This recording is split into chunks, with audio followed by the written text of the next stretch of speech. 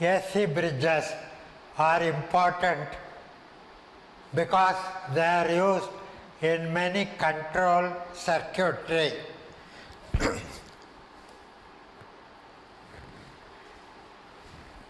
This is a Wheatstone bridge.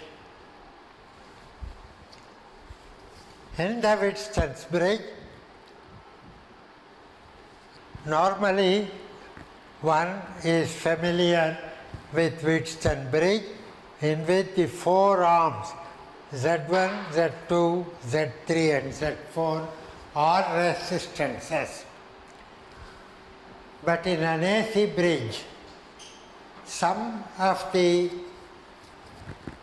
arms may contain either inductances or capacitances. So, I have put the in the four arms, four impedances Z1, Z2, Z3, Z4. You connect a signal generator between A and C and a detector between B and D. The detector will show null voltage when Z1 by Z3 is Z2 by Z4. This is the condition for balance in a Wheatstone bridge. However, if Z is an impedance, it is a complex number. Z is a magnitude modulus Z into e power I phi, where phi is a phase angle. So when you substitute this for Z1, Z2, Z3, Z4, then you see that this condition is not a single condition. There are two conditions involved. One is ratio of the magnitudes of the impedances Z1 to Z3 must be ratio of the magnitudes of Z2 to Z4. And the difference in phase between impedance 1 and impedance 3 must be equal to the difference in phase between impedance 2 and impedance 4. Only when both conditions are simultaneously satisfied will the bridge balance. So if you take an arbitrary combination of impedances, then you can never balance a bridge. There are three simple AC bridges where the balance is independent of the frequency. These are the Maxwell's bridge, the de Sauty bridge and the Maxwell-Wien bridge. In the Maxwell's bridge, Z1 is an ideal inductance, Z2 is a resistance, Z3 is again an ideal inductance and Z4 is a resistance. So phi 1 will be pi by 2, phi 2 will be 0, phi 3 will be pi by 2, phi 4 will be 0. So phi 1 minus phi 3 is pi by 2 minus pi by 2, which is 0, and phi 2 minus phi 4 is 0. So the second condition is trivially satisfied. The magnitude of Z1 for an ideal inductance is omega L1. The magnitude of Z2 is R2, Z3 is omega L3, Z4 is R4. So Z1 by Z3, omega L1 by omega L3. Omega will cancel out, so you get L1 by L3 equal to R2 by R4. This condition is independent of the frequency. In a de Sauty bridge, the first arm contains a capacitance, second arm a resistance, third arm a capacitance, fourth arm a resistance. Here again, the balancing condition is independent of frequency. In the Maxwell-Wien bridge, first arm is an inductor, second arm is a resistor, third arm is a resistor, fourth arm is a capacitor. That is, the two arms opposite each other, they carry an inductance and a capacitor. The other two arms are resistances. This bridge also, the balance is independent of frequency. However, the sensitivity of the bridge, by sensitivity we say you balance the bridge and then change one of the components. How much should you change that component to see a measurable out of balance voltage? Now this sensitivity will be high when all impedances are of same magnitude. If they are very different, then sensitivity is poor. Therefore, though I say the bridge will be balanced for all frequencies, the bridge will be sensitive only for that frequency for which the four components will have nearly equal impedances. So this is the box, the diagram, circuit diagram of the box for the AC bridges. Here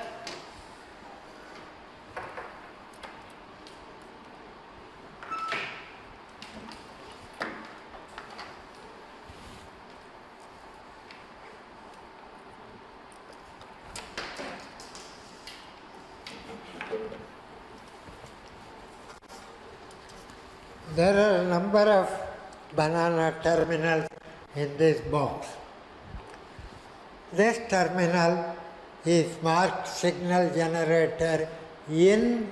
It should be connected to one of the terminals coming from one of the cables coming from the signal generator. This is signal generator out.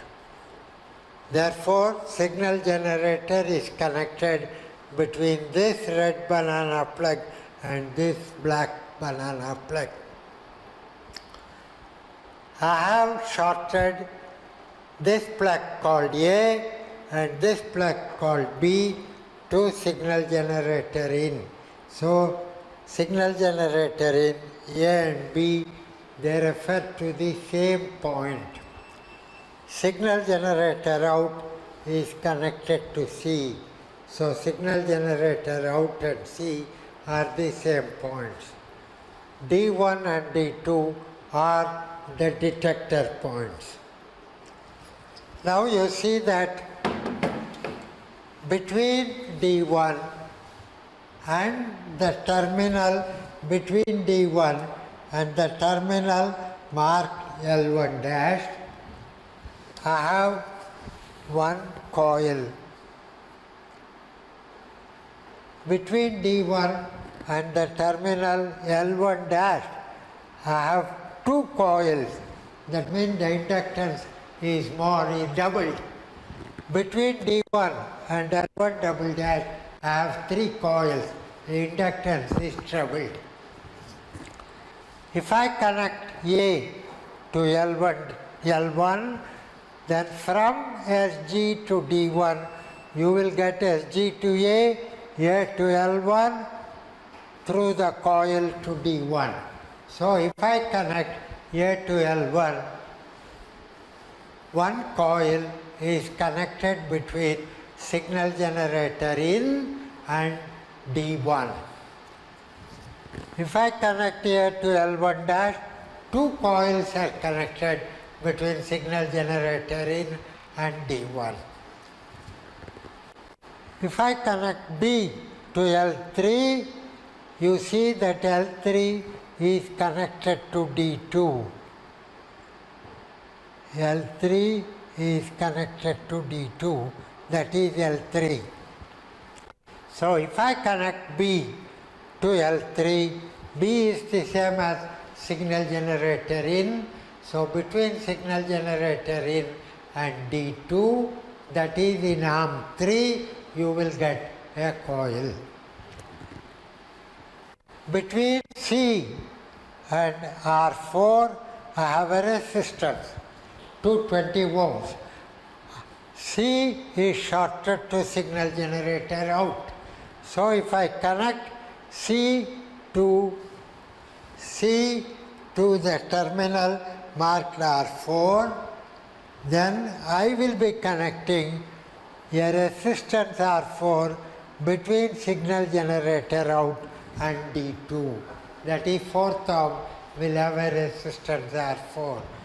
The second arm is always a resistance, it is a pot. Because I have to adjust it for balance, it is always a resistance and it is a pot. It is connected between D1 and C through switches S1 and S2. So if I put these two switches down, then this pot will come in the second arm and I can balance the bridge. When I want to measure what is the value of this resistance, then I have to put S1 and S2 up. I have to disconnect the pot and then I measure its resistance at T1 and T2 by connecting a DMM. Similarly, these yellow terminals represent 3 capacitances. So I connect A, this is A, I connect A to this yellow terminal, then in this arm 1, I am putting a capacitance. If I connect B,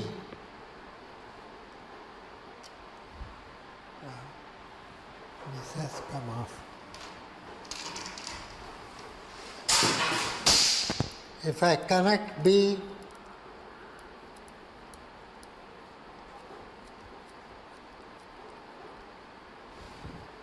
to this capacitance C3, then I am putting a capacitance in the third arm. So suffix indicates the arm. C3 is capacitance in third arm, C1 capacitance in first arm, C4 capacitance in fourth arm. So I can do different combinations of L and C by connecting the plugs A, B and C to the green, yellow or black terminals. To realize the Maxwell bridge, I must have an inductance in the first arm. So I connect A to L1. I must have an inductance in the third arm. I connect B to L3. I must have a resistance in the fourth arm. I connect C to R4. I connect the signal generator between signal generator in and signal generator out.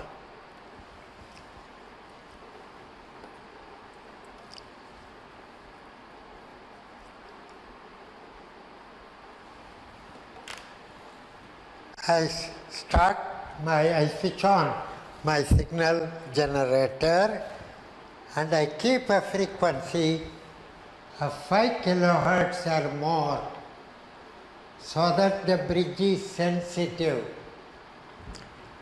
I keep an amplitude less than 2 volts, 1.7 volts. These two switches are up. I have to connect a multimeter between D1 and D2, but D1 and this terminal are shorted, D2 and this are shorted. So I connect a multimeter to measure AC voltages between these two terminals.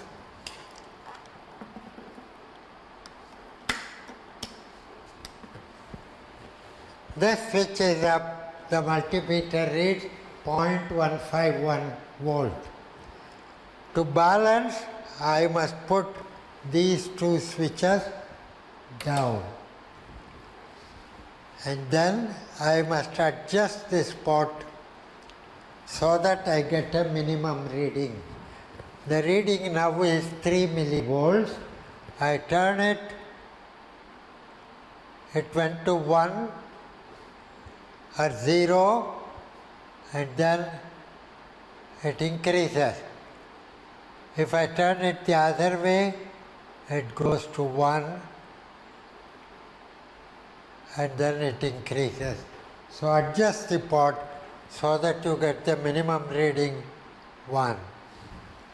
After adjusting the pot to get minimum reading, switch off these two switches.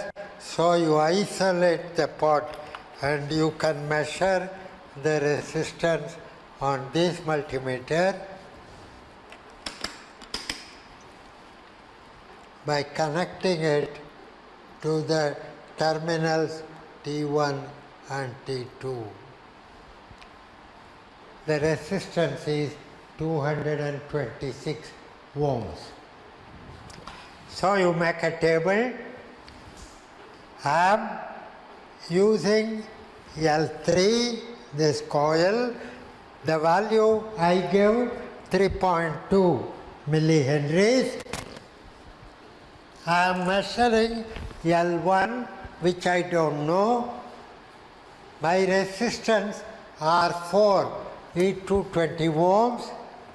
I balance, I get 225. When I balanced, it was 249. The balancing condition is L1 by L3 is R2 by R4. You know L3, R4, R2, calculate L1, 3.6 millihenry. Now I can change resistance in the fourth arm, pull it out from R4 and put it in R4 dash. R4 dash is 440 ohms, double the value. Pull out this plug. While balancing, this meter should not be connected. So I pull out that plug, put the two switches down, and then adjust the pot so that I get, it is coming down 18, 15, 9, 7, 1. So this is the minimum 1. I adjust the minimum, then put these switches up and then measure the resistance between T1 and T2. It is now 475 ohms here. When I measured it was a different bridge, so 521 ohms. So you can again calculate L1 is L3 into R2, 521 by 440. You get a second value for L1. Then you can change L3 to L3 dash and R4 to C to R4, R4 dash to R4. That means I now use 7.4 millihenry, 220 ohms, and I again balance. During balance, these two terminals should be removed.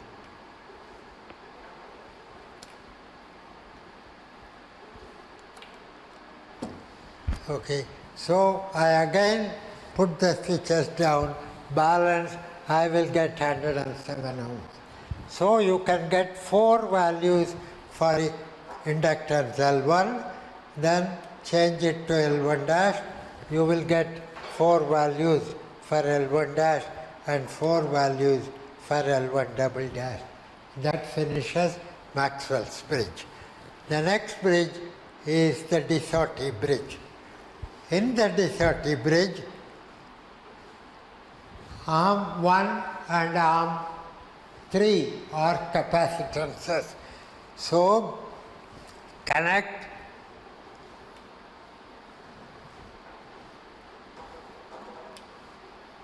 A to C1.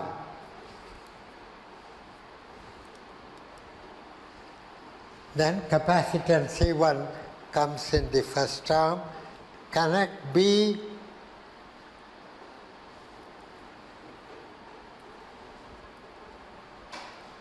to C3 and connect C to R4. So, Z1 is capacitance C1, Z3 is C3, R4 is resistance, Z4 is R4, and now I will balance the bridge by changing this. I can balance it and get